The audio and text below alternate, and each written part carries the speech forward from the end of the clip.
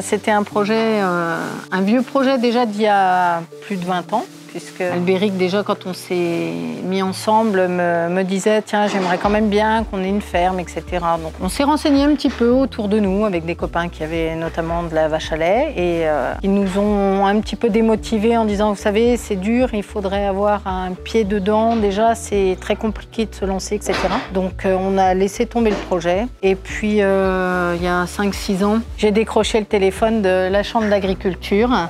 Et puis on a posé nos jalons en disant voilà, on part de rien du tout. Est-ce qu'on peut prétendre à la reprise justement d'une exploitation? On nous a dit oui, c'est faisable. Au départ, on voulait de la céréale et on nous a conseillé d'avoir un atelier à côté. Donc c'était pas très évident parce qu'on connaissait pas vraiment le secteur de prédilection qu'on voulait. On a dit que ce serait n'importe quel atelier, de toute manière, il fallait qu'on apprenne et qu'on parte de zéro. Donc pour nous, ça ne changeait pas la donne, on était prêts à se donner les moyens de faire ce qu'il fallait.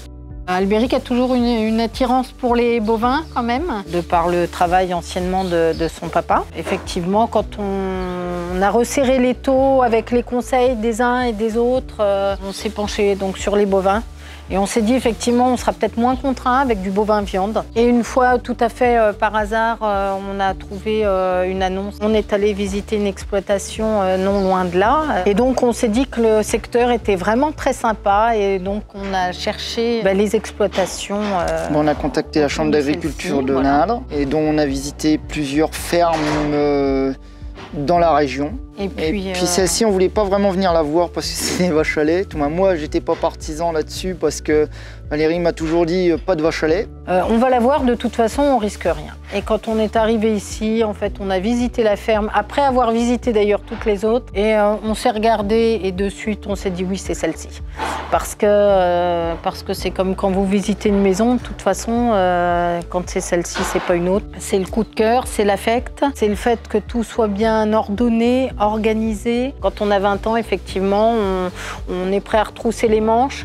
On sait ce qu'on veut, mais on ne sait pas forcément ce qu'on veut pas. À 40, c'est différent. On sait ce qu'on veut et on sait pourquoi on le fait. Donc c'est parti, voilà, pour une belle aventure, en espérant que nos enfants poursuivent cette dernière. Effectivement, lorsqu'on a des profils qui souhaitent s'installer, les attirer aussi vers l'élevage laitier aussi, leur montrer que c'est une opportunité d'installation.